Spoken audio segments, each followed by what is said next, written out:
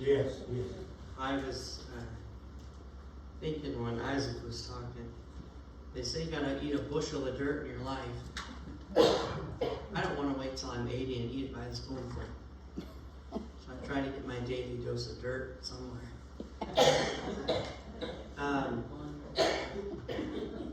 I'd like to thank my mom for letting me live.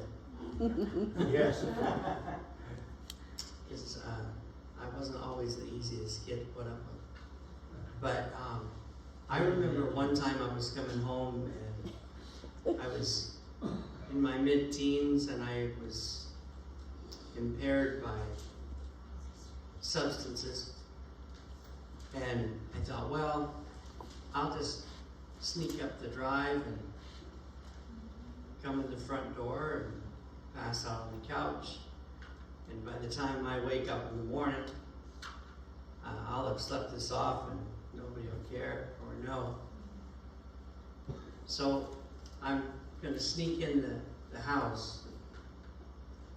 Because we had, anyway. So I'm coming, and just before I opened the door, I heard somebody talking, and I thought, oh, what is that? So I'm listening. The light's on. I at first thought they just forgot to shut it out. And then I heard my mom talking, and so I'm thinking, what is she doing now? I know it's well after midnight. Probably closer to 1 in the morning, 2, somewhere in there. And then I went and I looked in the driveway to see whose car was there. Because she must be talking to somebody. There wasn't any other cars there. Oh, she's on the phone. And her friend Bonnie Schmidt, she told everything to her all the time, it seemed like. And then listening to the conversation, I hear her talking about me. You know, he's not a bad kid, but he's doing this, he's doing that. I've tried to straighten him out, and I just don't know what to do. I'm at wit's end. I've tried this, and I've done that, and it's not working.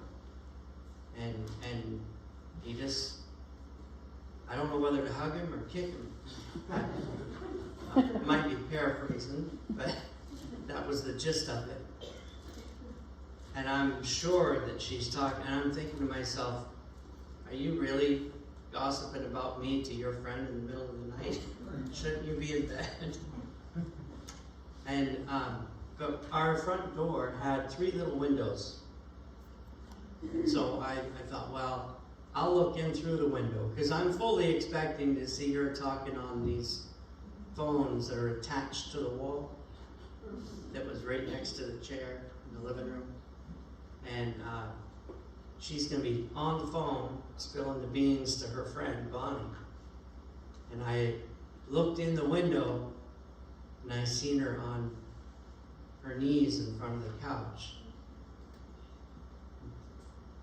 She might as well have just taken a 2x4 and hit me with it. That was really hard. All right. And I thought, oh, I'm in trouble now. Mom just told God on me. I didn't straighten out right then, but I never did forgot it. Yeah, that's good English there. I never did forget it. It ruined a lot of my parties. I remember being at one person's house doing things I shouldn't be doing. Watching and listening to things I shouldn't be. And the man on the screen is singing, "That's me in the corner. That's me in the spotlight, losing my religion." It was on MTV. And in the back of my mind, here's my mom kneeling in front of the couch. Yeah. Way to get that thought out of my head. Ruined a lot of what I considered good times.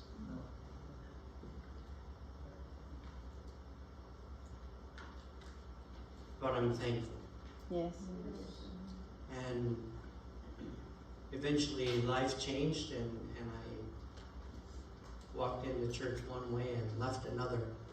Amen. And I'm sure that Amen. the underlying reason behind it was